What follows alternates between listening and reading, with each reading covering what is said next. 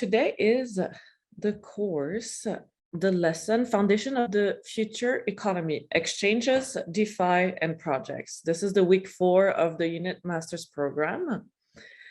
And concepts that we had to self-study were centralized versus decentralized exchanges, which, as we call them, SEX versus DEXs.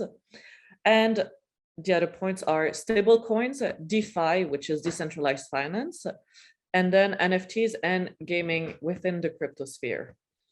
So events happening, there's Dubai, there's Paris Blockchain Week, there's events happening in Turkey, in Istanbul, there's Miami at the same time. You know how the crypto world is, it's quite busy. And when it's spring is typically a big season for crypto events. I can tell you afterwards, or you can ask in the unit channel where there's a lot of people that are there actually within Telegram. It'll be good to have everybody chime in who's actually there. I can't tell you all that much. But on another note, I would love to have somebody unmute themselves and tell me what they taught or what's one of the concepts of the self-study that is the most attractive to them, the most interesting to them, or the one that they work in and are familiar with. Hi. Hello, Nadia. Hi, all. I would like to talk about the concept that I started getting very familiar with in the last couple of months, and that is NFTs. I know that is probably slightly further away from our main topic of DeFi, but I just attended Non-Fungible conference in Lisbon, which has been excellent, also quite eye-opening. And yeah, so for everyone who's on the call, non-fungible tokens are the opposite of fungible tokens, meaning they're not interchangeable. So these are unique tokens produced on the blockchain. At this point in time, in the last 3-5 years, they have been used to produce pop art, culture, contemporary art, PFPs, basically images and various collections. That is probably where you've seen and known them. So the way it works in more technical terms, you generate a token, a unique link, unique title that cannot be changed. That token links to unique or metadata saved somewhere else, and that is the JPEG that you normally see. There can also be a music file or something else. So it's of course, important to know that if you're not aware, saving files on blockchain is very, very expensive. So what these artists and collections do, they save the actual art or the actual file, the actual digital asset somewhere else. They just use the NFT URL link almost to link to that metadata. And yeah, there's been a lot of hype about it, and a lot of new artists, new teams, new groups coming to the space and creating collections. From my perspective, quite a bit of hype. Not all of them will survive, but the infrastructure definitely will stay and thrive and will find real life applicability for that. So if you invest in NFTs, be aware. There's a lot of wash trades. There's a lot of noise. Yeah, do your research, do it carefully. Yeah, that's it. Thank you, Nadia. Nadia makes a few good points here, absolutely. Not just for NFTs, but as anything that you do in crypto, you have to do your research. I have to tell users by doing tech support on a daily basis who get hacked or lose their funds or send their funds to the wrong contract address, which happens all the time. Be sure of what you're going to do in terms of transaction that you confirm on the blockchain, because it's not reversible. Not at all. This, which leads us also to one of the points of centralized exchanges versus decentralized exchange. A decentralized exchange has no capacities of being able to revert your transactions. A centralized exchange potentially can have it, depending of the more centralized that it is or the least centralized that it is. But the basis of centralization is that there is an entity that can control and then offer maybe that support, but you lose also more independency of your funds and your activities. So yes, always do your research before doing any type of transactions. But staying on the NFT point, I'd like to dive a bit deeper on this. It is FOMO, but it was FOMO in 2017, 2018 as well, where CryptoKitties created kind of the first boom of NFTs. And then everybody started doing replicas of CryptoKitties with simply other types of artwork. That's the bubble that opened it to it. Now in 2001, 2002, we're looking at the NFT expanding itself within the traditional markets, the mainstream market, such as high fashion, haute couture, are all doing NFTs. Real estate as well is doing NFTs for the fact that it can also create multi-shared owners instead of one owner. You also have auction houses, art houses who are doing NFTs. But first off, before we dive a bit more into this, who has an NFT? Who owns an NFT? So we could say half of the room, from what I saw, at least people with the cameras on and raise their hands. Great. And did you buy on which chain do you have it? On Ethereum, on Solana, on Polygon, on Near? Mine's on Ethereum. Yeah? I held it in my MetaMask. Yeah. Okay. So as Nadia said, it is expensive for creators and for buyers to buy NFTs, but that is only the case of Ethereum, because the Ethereum network is clogged and the gas users are extremely high. And for as long as there's not the L2 update, it's going to remain that high. However, if you transact on Polygon, if you transact on Solana or on Near or on Terra or Silo, your transactions cost you less than a cent and are about 1 to 5 seconds speed. And it's the same thing for a creator who can mint their artwork. Therefore, minting their artwork, meaning to put it onto the blockchain, can also do it at that price. So it's much more welcoming for creators to test the ground of entering the blockchain space. However, these ecosystems, let's say Polygon and Solana are gaining certain level of popularity global, but they're still less known than the marketplace of NFTs that are found on Ethereum. I saw there was a question that came through. Sure. Well, would somebody like to answer Lisa's questions about the utility of NFTs? I'd like to have you all tell me what you think an NFT is useful for. And not in chat. Please open the mic, talk if you can. If you can't talk, that's fine, chat. But would love to hear more people with me. I think NFT is great for unique things, for games. People use it to make some game players. And so you have a unique game player that have his characteristics.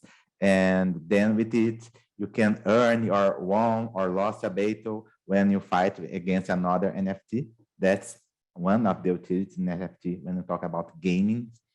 And something that I think in this space is about NFTs, like how Nadia says, authentication. Probably in a near future, we will see NFTs to identify, oh, I'm part of the community of people who are studying Ethereum, and for me to go into the class of this group, I have to have an NFT of this group, probably to access some information, and maybe in near future to enter in some parties, NFT could be used too. So his unity can be used for authentication and for scarcity too. So if I make something that's unique, I can make it through NFT. So you have two gains with it. First one is that it's unique. So that's the true one and everybody wants it. And after one, you can buy code, make a little fee for the original creator of it.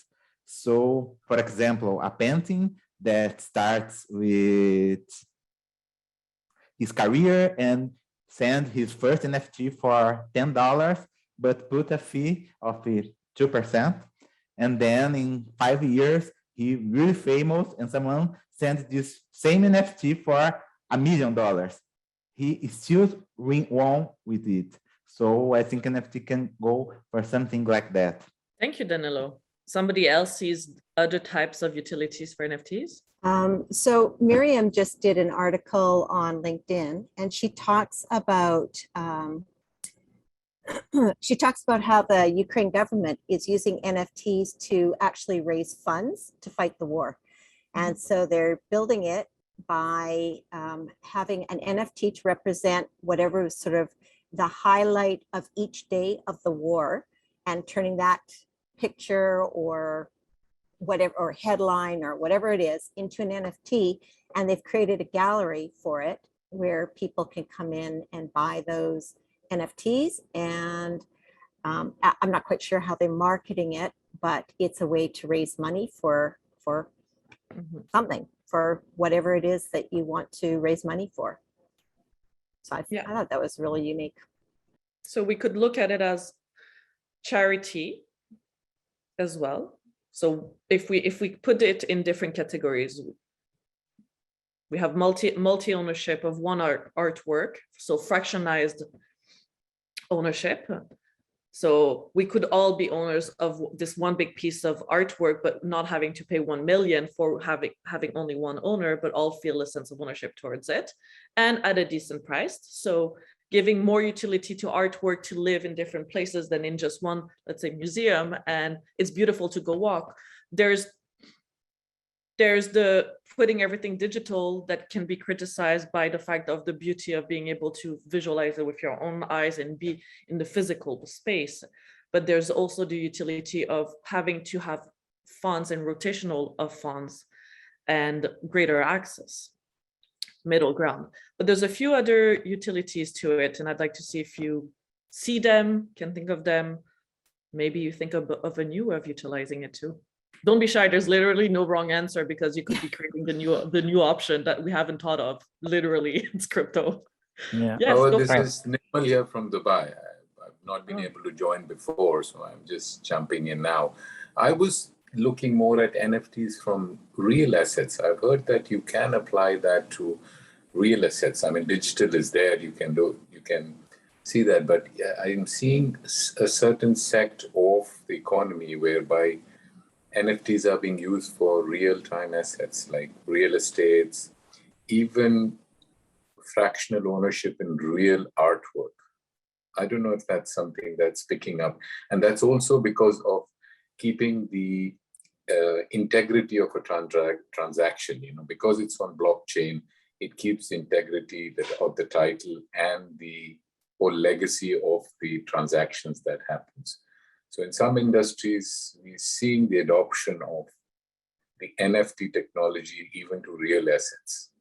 Mm-hmm. Yeah, absolutely. Lisa, you had something to say. Yes, it's a bit difficult for me to grasp. You mentioned an NFT, let's say an haute couture. So if I have an NFT in haute couture, but then I don't have the, what must I say, the dress or the couture. I don't have it in real life. Is it correct? I just have it, I don't know, in the Metaverse or wherever. Yeah. Is that? So you're correct. There is two avenues of that with this example. The avenue of it is, first, in haute couture, as you say, there is, you could buy the NFT in the Metaverse. And what is the brand doing, the high fashion brand doing by that, is gathering sentiment. So sentiment gathering is, you could say it's analytics. It's seeing if people are interested into what you have to offer before, let's say, going and building and creating that new line. Because if the sentiment is low, then you're just going to offer something else digitally, which is much less costly to go and grasp sentiment in that sense. And then you can open up your, that's new fashion show or your new fashion line by having gathered the sentiment digitally at much less cost, and also have a broader audience to actually proper grasp that sentiment.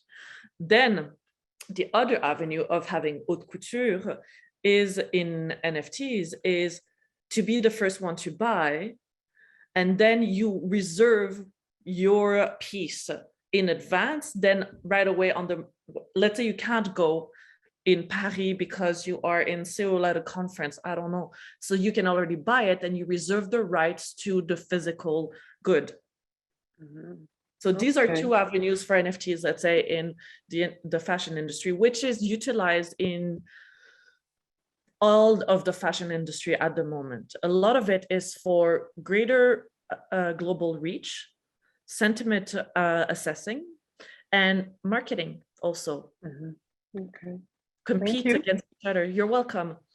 Could you explain a bit more what you mean by gathering, and how does it work, the gathering sentiment? Gathering a sentiment. So you do a marketing campaign, right? And you have absolutely no reactions to it. You have 0 likes. That's your sentiment. So the good, let's say I put out this lamp that's behind me and I put it in the metaverse. This is the new style of lamps that I would like to throw. But before going and building the MVP in real life, I'm going to see if people are actually excited about owning that type of lamp. And the sentiment is, are people actually interested in it or not? If no one's interested in it, then I'm not going to go and build the MVP in real life, the material good, and lose a lot of funds by the creation simply of one asset or multiple assets that are not going to be bought and are, in the end, I'm just going to spend too much money in the creation of it. Creating digitally saves you a lot of funds to be able to know if people are interested. But what's the role of NFTs in this? People can, it's by the fact that people can also have a so people like to own. It's like the POAP direction, the proof of attendance certification type of thing. So you showed your proof and you got a stamp, you got a sticker. It's the Pokemon card thing of when we were kids. It's owning something that makes you feel a little bit part of the brand is already one thing that is attractful to people. At the same time, these NFTs will be redeemable as tokens from that brand or on that chain, and can be swappable at an amount at a certain date later time. That's what happens often. But it's much more incremental for the brands releasing those NFTs. Does that make more sense? So Sonia has also. So I was just going to give an example of this, but I think you said it really well. So we're working on someone's NFT where they're taking one of their pieces from 35 years ago, which is handcrafted in the rarest materials and fabrics, which are not available. So this will not only give the people who own the NFT a fractional ownership of this very rare piece by this designer, but also this is a museum piece. So it goes across all the museums. The revenue of when a museum is hosting this piece will be shared between all the people. As for sentiment, it's also being used for revival because there's a project going on in Pakistan and in India called Ek Hunar Ek Nagar, one village, one sentiment. So the designers are creating awareness and sentiment for that village, their workmanship of that village, and they're putting the villages, which they're kind of building a certification for that kind of embellishment that is owned by or completely indigenous to that village. The reason they're doing that is because earlier, China was taking all these rare crafts and they were taking the IPs of them. So just to fight back in the most cost-effective way, every village, for example, nettle stitching is an art in Sikkim, and it is true to Sikkim, but China now wants to have the IP. China got the IPs. But these guys have fought back by raising sentiment and showing the art using both AR, VR, Metaverse, as well as NFTs to get other people to kind of come on board and say, okay, you know what? We're the original players. We're the ones, see us, look at us, support us. And they're getting a lot of sentimental support. And a lot of people into it. People are more aware of it. People want to be on that list and support the last mile workers. Absolutely. I'd like to give the speech to Patricia. Hi everyone. Well, today I participated in a webinar which was organized by lawyers on NFT. And I was going to clarify a question: what is the double case of the same artwork? Like, meaning if NFT is a digital twin of something, let's say there's a drawing which exists and can be purchased, and at the same time I'm launching a collection of NFTs of the same drawing. And I was asking if the owners of NFT and of a drawing, if they should be informed or know about that the same thing exists in double way. What do you think? What the answer could be? I'd like to, Marco, I'm sure you can answer this. Pardon me.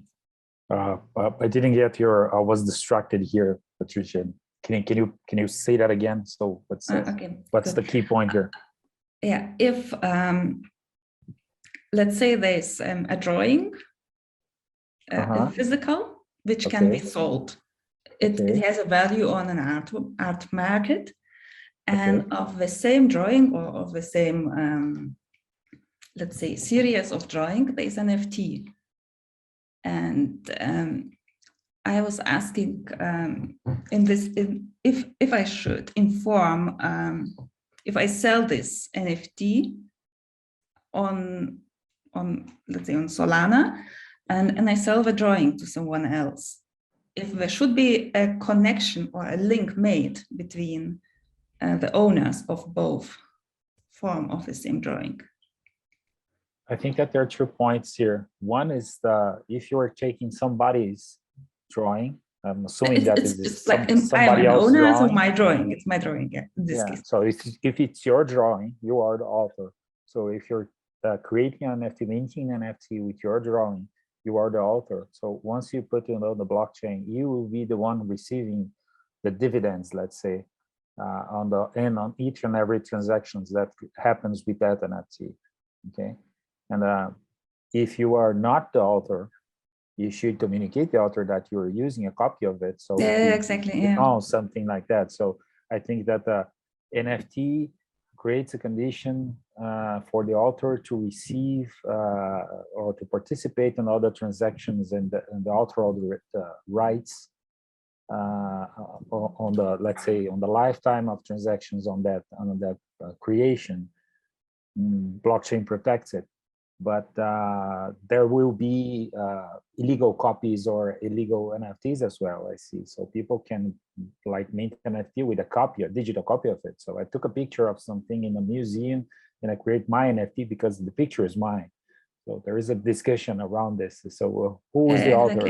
So it's a picture of the Mona Lisa picture, or is the real Mona Lisa picture that was minted by the Louvre?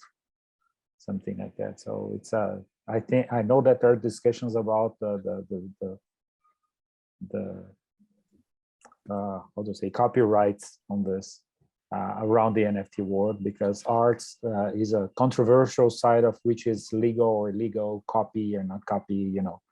So you are an artist, you know what I'm talking about on the physical side, and the digital side is not different. The thing is that as an author, you have the possibility of minting something that belongs to you, and that minting, you will be the one participating in each and every transaction. You will be Picasso winning money from things that didn't happen to Picasso. So yeah, exactly. Very, very similar was the answer I was given in this webinar as well. So it actually two different ways of distribution, and it doesn't matter. So they should not be connected. So there's not necessity or any obligation to connect the physical value of one thing, and another thing is on NFTs, another way of business like that. So we can go independently. Mm-hmm. Yeah. So I hope I answered and collaborate with your doubt up there, Patricia. I have another point from what Danilo was saying, but before that, I would like to mention a project that I'm collaborating now that is a good demonstration of the NFT utility. It's called MetaBlocks. Was designed by Jun Loaiza and Yukai Chao. Jun was a former Googler, and Yukai Chao is one of the good guys on gamification worldwide. And they designed something that they mint a block, a San Francisco block, and you buy that block, that's yours. And what you can do with that, you can root your memories in there. So let's say I went to a church in San Francisco, I took pictures there. There's a story. I can root that memory there. So the blocks is my NFT, and my memories are also NFT. And I can rent my space for you to read to let's say you got married at the church and you want to put your memories on my blocks. So I can rent my space to you, so I can make money on top of these NFT that I have. So it's a digital possession on the metaverse. But the good thing here is what they're trying to do, they're trying to put people outdoors, create memories, and get back here and root your memories. So not living in the metaverse, living in the real world, and take pictures and create stories and tell them here digitally, and root them in a way that they won't be lost. So if you put this in Google Photos and Google shut down Google Photos, you lost everything. So they're creating something on the blockchain that can save that. That was an idea from prior Googler, Jun Loaiza, looking at Google Photo, and he has a huge gallery of his life in Google Photos. So he was concerned about this. And but another utility that I liked very much was that, suppose that there is a restaurant on my blocks, and I'm the owner of the block. So there is a fidelity program with that restaurant, that if I show up to that restaurant, I'm the owner of the blocks, I have a VIP access to that restaurant. So it's a way to create marketing, and it's another utility of putting this another layer of economy on top of marketing and connecting the physical and digital worlds. So it's I think that's a example of utility if you're talking about utility. Yeah, absolutely. And to bridge this, Marco, thank you for your comment. To bridge the real world with the NFT world, there's another utility that is being very fruitful, actually, that out of, the whole NFT artwork and boom, a lot of these artwork projects are not going to make it, that is for sure, are not going to get to a certain level of popularity, but it's the testing ground. But one use case of utility of NFTs that is working out actually considerably well is using NFTs as tickets. So ticketing for events. And it could be your boarding pass in an NFT. It could be for events. Now they all do it. All the crypto events now is your ticket is in an NFT. And the only downfall for some people regarding the NFT as a ticket is that they want a receipt because they can use it for taxes. And how do you show the transaction that you bought it that can be used as a receipt of your NFT for your return tax as a business expense? That gets a little bit complicated, but it is actually utilized quite a lot. And it works quite well. No need to use other platforms that will take you a percentage when you buy the tickets. Let's say Eventbrite, which will keep a percentage of the fees that the tickets come in. Additionally, the same thing of no more paper, for example, no clockwork. There's X amount of NFTs that has been as the contract. I create an event, I invite you all to my home. I invite 40 people. I literally send to the blockchain 40 tickets open. That's it. They can't be replicas of it. They can't be done again because the blockchain shows there has been only 40 seats. And the 40 seats get filled. Everybody comes in with the proof of their NFT. So there is also the simplicity of at the door for the people who have to verify the tickets and come on in. And that's a use case that's been working for about a year and a half, 2 years, that works extremely well and is being bettered every day. So I wanted to share that other case of that other use case as well. Yeah, I have a question based on what Danilo mentioned. Suppose that I have a club, and this club has, let's say, 10 seats for directors of that club. And could I mint those seats as NFT, so people that has more tokens can assume that position participates on the board of directors of that club. Can you redraw the image that you're trying to Yeah, give? imagine you have a club of, let's say, tennis. So we have 100 associates on that. You need to elect the directors that manage the club. So instead of electing people, you create an NFT, and people that chant the club get a token, and the ones who has the token that can afford to buy that NFT as a position that can go there and be the director. That is being done in a similar framework, because it's a similar framework as the governance of DAOs that we've talked about before. But there's, in my point of view, this is really a personal point of view, I think there's the downfall of exclusion of who can't buy it. And therefore there's favoritism towards who has the funds, and there's a bit of the elitism there. But if you want to create an elitist club and an elitist reach, that's really okay as well. But it excludes a lot of people with that in mind.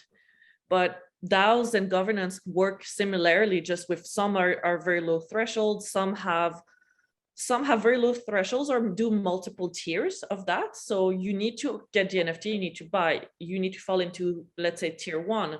But if you want to go to tier 3, that's, let's say, for protocol improvements to be able to vote the power, and therefore much pricier. But so only governance levels on this. Exactly.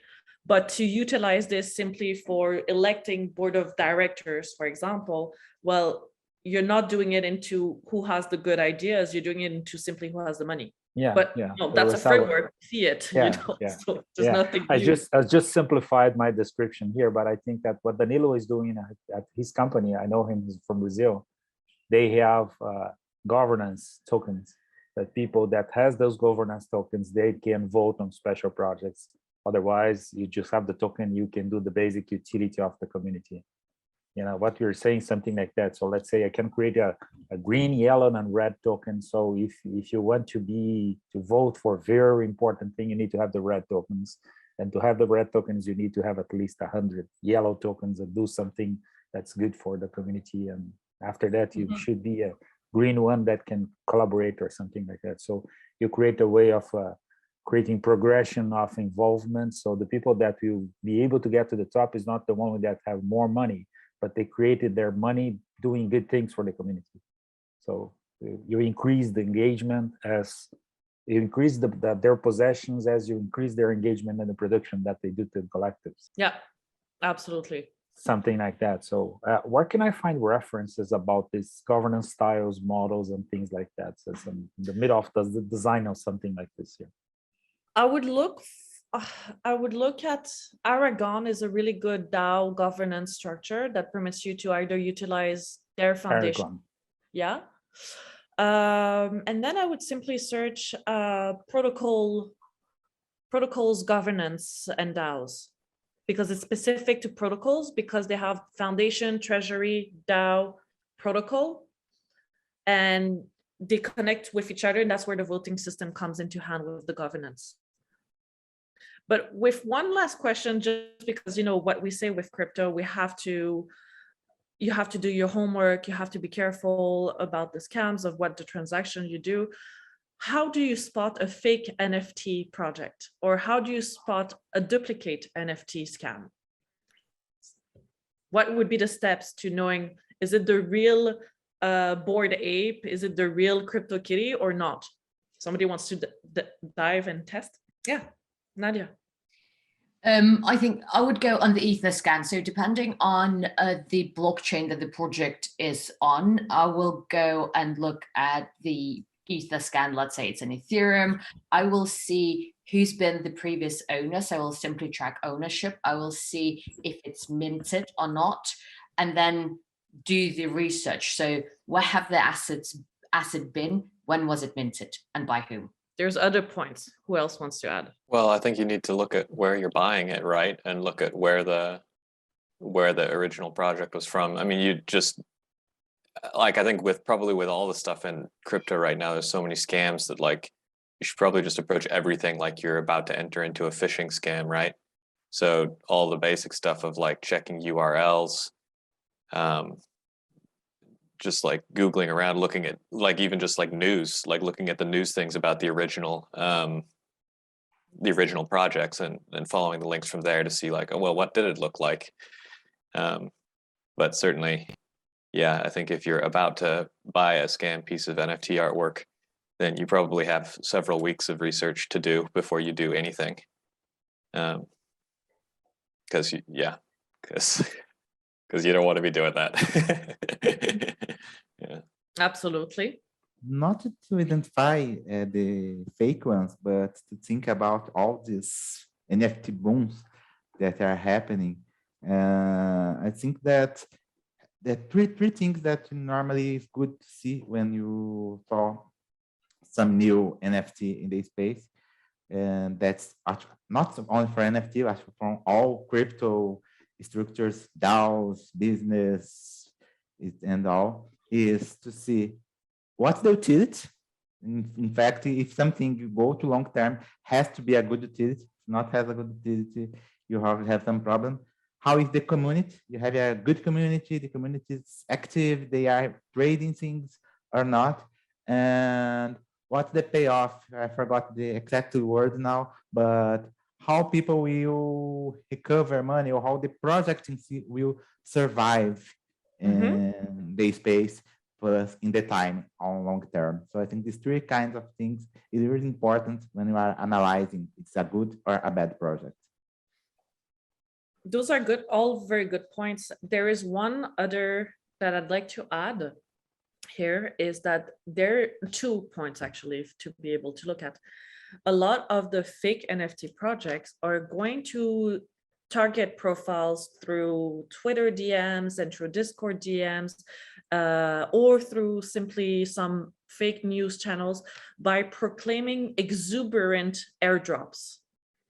No project can do such exuberant airdrops. Nobody's going to drop you 1 Bitcoin, you know, like, no, this is not going to be real, or half of a Bitcoin. It's exuberant amounts. These do not happen. The real projects can't do that and will not do that and do not do it. So if you're reached by that or you see that, that's a really good way to spot that it's fake and it's simply trying to attract like the FOMO, the fear of missing out, people who are going to fall into the trap. It's phishing lines. And at the same time, there's also fake NFT. There's fake NFT platforms who imitate the other ones. And therefore, as Chad said, look at the URLs, look at the social media links as well. Look at what's written at the bottom, also the footer, you know, who's backing the team. Little details about really doing the research. And there's another one that people may look at it as a bit of a clogwork, but you know, if you're going to spend $1,000 on the artwork, maybe it's worth the extra homework just to be sure. You can do reverse image Google search, and they'll link you where it's supposed to get linked. And that's one way to see if the artwork links you. That's not always 100% factual, but that's simply an extra detail you can add if you're really unsure. But typically through the social media links and through exuberant airdrops or not, and the communities, you'll be able to spot that quite well. Lisa, you had your hand raised, I believe. Yeah, it's okay. You already explained it about the social media links. Yeah. And you know, Sonia and Danilo, you said community is critical to check. Yes, but it's also very easy to buy fake community. It's very easy to buy people to be extremely active because they're incentivized by their activity. So a server, let's say a Discord server, may look extremely busy because there's a lot of buzz, but that extra buzz does not necessarily mean that is good buzz. It's good that there's a big community for sure, but it doesn't mean everything that, oh, they're popular and everybody's chatting in there. Yeah, what is everybody saying? Only GM and GN all day long? That's not valuable information. Or everybody's just pumping of like, when's the airdrop, and that's all the message you see. But if you just go and skim through, you're like, oh, that's a busy Discord server. So there's also that, the looking busy, looking popular, but isn't necessarily. Nirmal. I found this interesting, the airdrop, and you come across that. I mean, because the NFTs are growing so much, and there is let me put it, there's a lack of knowledge amongst the general people how to detect this is a scam or not. Are there entities and institutions or individuals, I see that as a business opportunity where you can reach out and refer to as a service to provide some information as to whether this NFT is genuine, it's good, bad, or what are its pitfalls? Have you come across anything like that? I can see that as a huge opportunity coming across because NFTs is growing and anybody would like some real technical expertise, somebody to validate and say, okay, because if I'm going to put $10,000 or $6,000, $10,000, $50,000, I'd like some validation. So is that exist in the market today or is it coming up? Have you seen that perspective of getting some independent verification or validation of an NFT? I haven't seen it per se. The way that I've seen it is it's something that they could apply for the NFT projects, but they don't work the same way technically as, let's say, a DeFi protocol where they have to go through an audit to gain that trust. NFT projects do not necessarily don't need to go through an audit, put the artwork on the blockchain. That's basically it. It's a quite direct transaction. The marketing and the people talking about it. And the thing is, people say, oh, look who's behind it.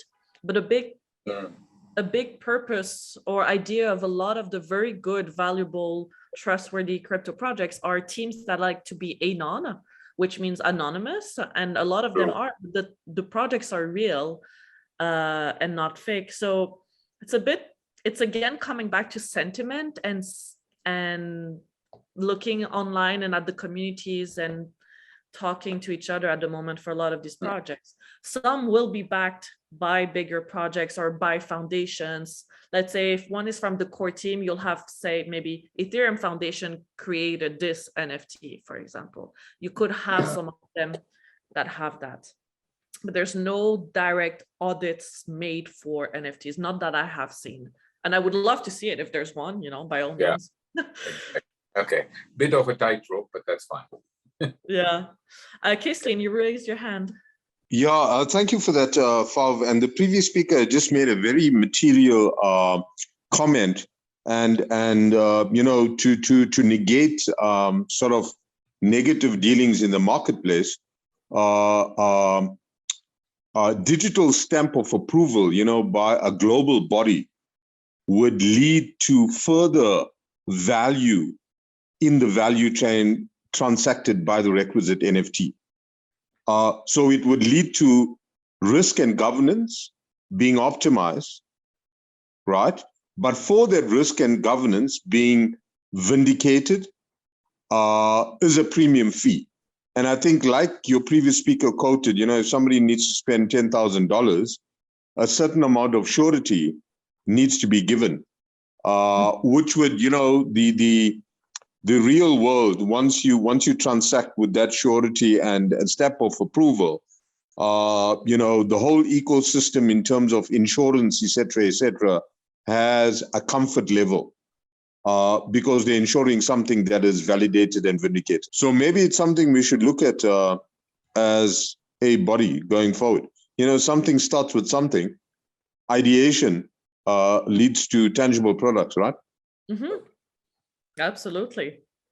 You're completely right. And that's how everything's been built thus far. Yeah.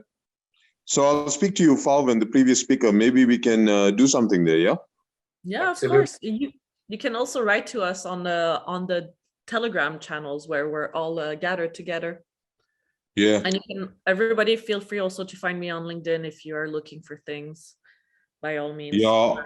I'll send you a meet on LinkedIn, and the previous speaker, I'm also on LinkedIn as well, and I think my full name is there, Kaislyn Nadu. So I look forward to that intervention because I belong to other bodies as well, and it's a common question. People want to, and I believe if anything needs to start off very, very tangibly, and people are using real money to go and get that, then surety and governance needs to be the beacon that can open transactions on a very, very large scale in terms of volume. And you know, once again, the beacon of validity needs to be passed. Yeah, completely agreed. Very good point. Absolutely, we'll take it forward. Yeah. Yeah. So Nirmal, I'll be looking forward to your request on LinkedIn. Yeah. Or you're going to send it to me. Just send it to me. I'm not good at that, but just Feel free try to and write find. each other in the chat and on Telegram. Okay. I'm sure you're all in the same Okay. room. Okay. Yeah. Thank you. Thanks. Great stuff. All right. Well, this was a great session today. Anybody would like to have any closing remarks regarding the topic of NFTs and their utilities today? And if not, it's all right. Sonia. I was just wondering on the valuations. Of course, right now the valuations are just hyper crazy. But if you really have to validate, just like you validate art, one of the points was, yes, governance. So that's interesting, but also valuation doesn't come only through governance. It comes from giving a certain validation, market and artistic validation, where you see art in normal world. The reason it's sold is because the creator who tells the media and the community, here is a great piece of art. This is the kind of value it is. And collectors who buy it are people who bet with both their mind and their heart. They say, okay, this is an artist that's going to give me a run for my money. Here is where I'm going to go with it. Where are the curators in the NFT space? Because without that, we might have a crazy run, but how long is this crazy run going to last without the market validation for a longer run? The values in which a curator kind of figures out what an art piece is worth, is that there in the NFT space? That's a good point. Until the bubble bursts, until the extreme FOMO of the newness of the excitement of this technology and this artwork calms down, and then you have more working on the grounds, because now it's basically a new framework, excitement of it's the new kid on the block. Once people calm down about the new kid on the block, other pieces are going to get placed. That's how we see it, and that's how I've seen it thus so far within crypto with each trend. But it's still a big work in progress. Thanks, Bernard. I'm going to check that out. Thank you very much.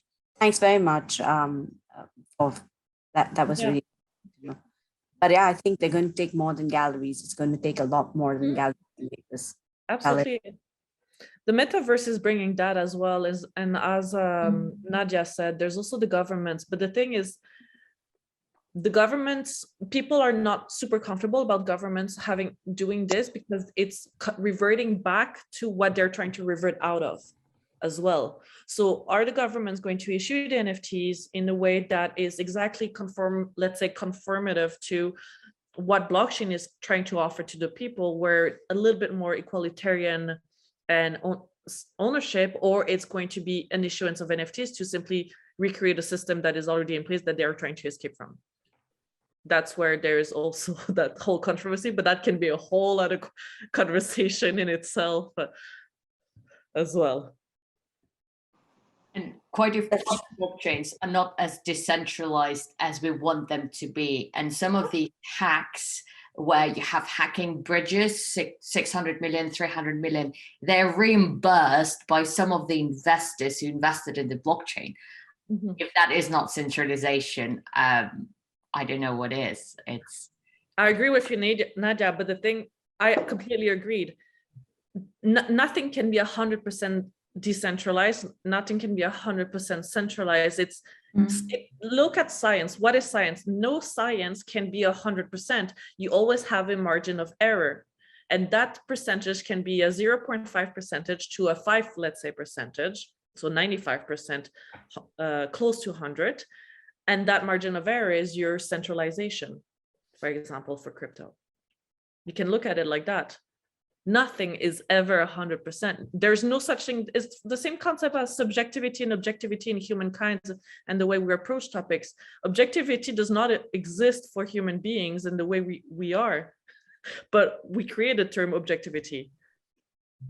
I think when I just again shortly, I just wanted to say that NFT is understood by some people only in one way or another. Mhm. If you say NFT and understand the principle as we said here the last hour, it's not like the NFT. It's like supermarket, right?